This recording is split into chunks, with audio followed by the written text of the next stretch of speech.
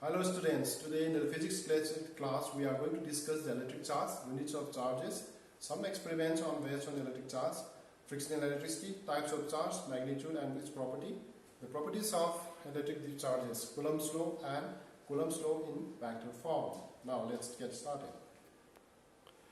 Okay, so we are going to start with the electric charge. Electric charge is the property of material due to which it can apply a force on another particle. Applying a force of attraction is called electrostatic link. So that means when we place two charges near to one another, they may be attracted or may be repelled with one another. That force of attraction is known as electrostatic link. Then how do we measure this unit of charge? The unit of charge is measured in terms of Coulomb in SI unit. In CGS unit, it is measured in terms of state coulomb or ESU of the charge. 1 coulomb of charge is that charge which when placed at rest in vacuum at a distance of 1 meter from an equal and similar stationary charge repels it and is repelled by it with a force of 9 into 10 to the power 9 Newton. That means when you place two charges together, either they are going to attract or repel by a force of 9 into 10 to the power 9 Newtons each. Charge will be known as 1 coulomb. Let's see some experiment here. The glass rod rubbed with the silk and the glass rod rubbed with the wool repel each other. A comb rubbed with dry hair attracts bit of papers. This object is said to be electrified. That means when we rub a glass rod with silk, the glass rod got electrified. Same way, the silk also got electrified. When we rub the glass rod with the wool, both are got electrified. Unlike charges acquired by objects, neutralize or nullify. That means there are two kinds of charges which are simply cancelled with one another. Then what is the frictional electricity? Why these substances get electrified when we rub them? The frictional electricity is the electricity produced by the rubbing two substances and transfer of electrons from one body to another. Frictional electricity. Let's see an experiment here. We have a glass rod which is rubbed with a silk cloth. Then both are acquiring charges. Glass rod is acquiring positive charge and the silk is acquiring negative charge. In another experiment, when we rub an ebonite with fur, the ebonite rod will acquire negative charge and the fur will acquire positive charge. In the above example, the electrons in the glass are loosely bound in it than the electrons in the silk. So when the glass and the silk are rubbed together, the comparatively loosely bound electrons from the glass get transferred to silk. As a result, the glass becomes positively charged and the silk becomes negatively charged. Electrons in the fur are loosely bound in it than the electrons in the ebonite. So when the ebonite and the fur are rubbed together, the comparatively loosely bound electrons from the fur get transferred to ebonite. As a result, ebonite becomes negatively charged and the fur becomes positively charged. Nature of the charge acquired by the substance depends on in which the substance is being rubbed. That means for different substances, they may have different charges, but for the same substances, if they are going to rub with different substances, they may have different types of charges. So it is very important to note that the electrification of a body, whether it is a positive or negative, is due to the transfer of electrons from one body to another body. Here you can ask a question, why only the electrons? As we know, the electrons are loosely bound to the atom because of the force of attraction between the nucleus, positive charged nucleus. So they can get transferred from one substance to another substance by its acquiring certain kind of energy. That is, if the electrons are transferred from a body, then the deficiency of electrons makes the body positive. If the electrons are gained by a body, then the excess of electrons make the body negative. If the two bodies from the following list are rubbed, then the bodies appearing early in the list is positively charged, whereas the latter is negatively charged. So here we have a fur, glass, silk, human body, cotton, wool, sealing wax, amber, resin, sulfur, rubber, ebonite. And here is another table which is given in the column 1 and 2. Those substances in the column 1 will get positive charge when we rub with the substances on the column 2. So here is another one which simply shows that there are some substances like plastic, wax, rubber, hard metals, silk, wool, phenol and a glass when you rub the plastic with the wax, plastic will acquire negative while the wax will acquire the positive charge. And the wax, when you rub with hard rubber, the wax will acquire negative charge, and hard rubber will acquire positive charge. Now let's see the properties of charges. There exist two types of charges, namely the positive charge and negative charge. The like charges repel and unlike charges attract to each other. As we know, this is known as the fundamental property of charge, and the charge is a scalar quantity. Scalar quantity means they do not have any direction. Charge is additive in nature. That means the total amount of charges acquired by the substance is given by the sum of all the charges present in the body everywhere.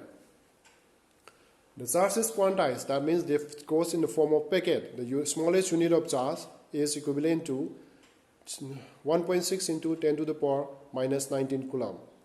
The electric charge exists in discrete packet rather than in a continuous amount. It can be expressed in integral multiples, the fundamental electronic charge. Charge is conserved. That means the algebraic sum of the positive and negative charge is isolated system always remains constant. Here an example. When a glass rod is rubbed with silk, negative charge appear on the silk and equal amount of positive charge appear on the glass rod. The net charge on the glass silk system remains zero before and after rubbing.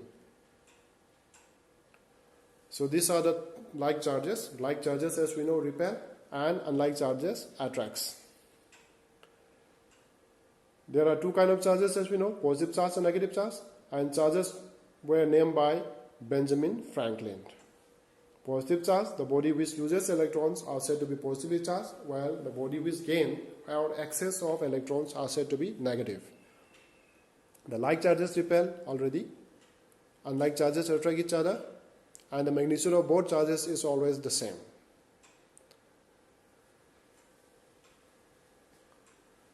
Now let's see the Coulomb's law. What do you mean by Coulomb's law? The Coulomb's law gives you the force between 2 point electric charges. The electrostatic force of interaction, the attraction maybe or repulsion between the point charge or point electric charges is directly proportional to the product of charges, and it is inversely proportional to the square of separation between them, and it acts along the line joining between the two. So strictly speaking, Coulomb's law applies to the stationary point charges only. So here we have 2 point charges, Q1 and Q2, which is separated by a distance between their centers.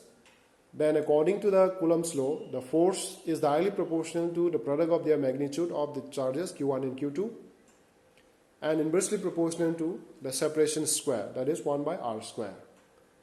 Or we can write down F is directly proportional to Q1 by Q2 divided by r square.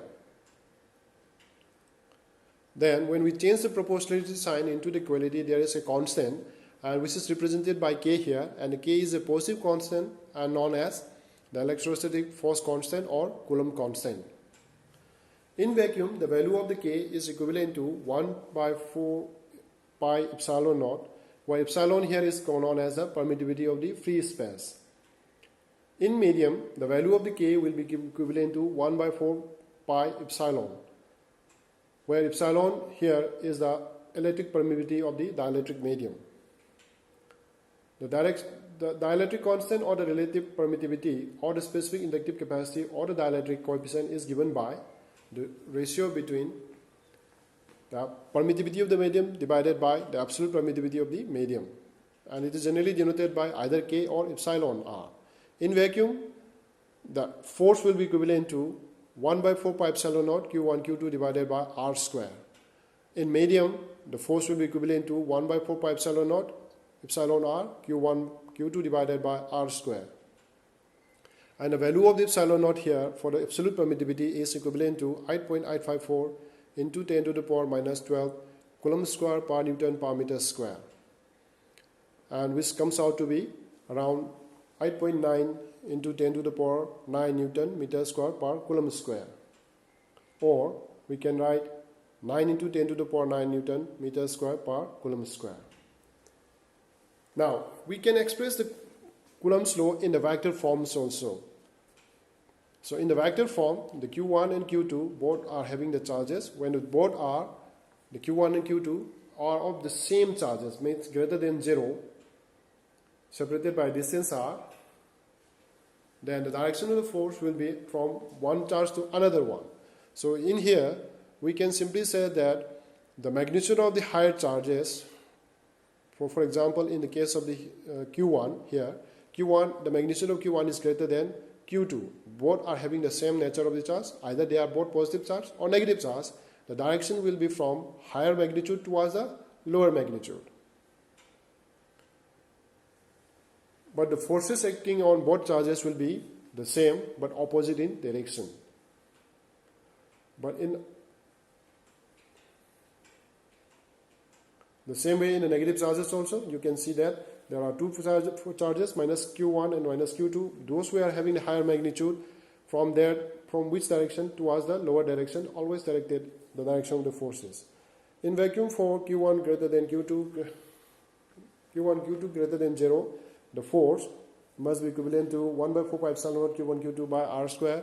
And here we have the unit of vectors whose direction is from R1 to from 2 to 1.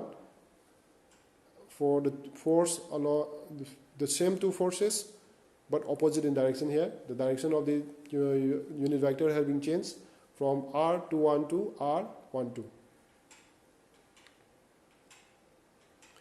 If they are of unlike charges, that means the product of Q1 and Q2 is less than 0.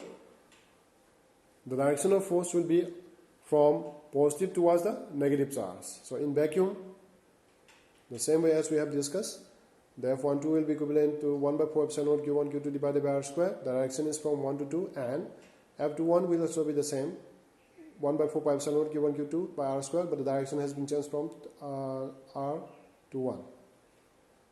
Therefore, both forces are the same but opposite in direction in all the cases. So in the vector form, we can write down the forces as given above. Here, the cube term of this distance is simply because of the vector form. Otherwise, the law is inverse square law only. Thank you.